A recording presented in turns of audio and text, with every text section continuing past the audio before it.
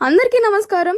తిరుమలలో స్వయంగా ఆ శ్రీనివాసుడే భూమికి దిగి వచ్చి తన భక్తుడితో పాచికల ఆడిన ప్రదేశం ఇదేనండి.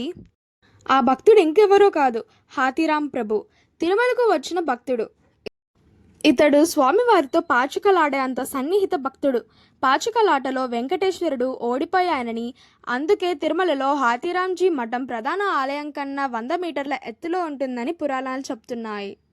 పురాణాల ప్రకారం ఇతని గురించి అర్చకులు రాజుకు ఫిర్యాదు చేశారు. అతనిని శిక్షించడానికి ముందు రాజు ఒక పరీక్ష పెట్టాడు. ఒక బండెడు చెరుకు గడ్డలను అతని గదిలో పెట్టి తాళం వేశారు.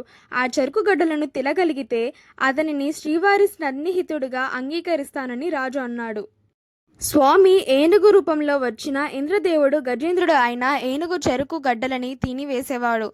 స్వామివారు హాతీ రూపంలో వచ్చి తన భక్తుడిని కాపాడాడు కాబట్టి అప్పటి నుండి తన భక్తుడి పేరు హాతీరామ ప్రభుగా మారింది.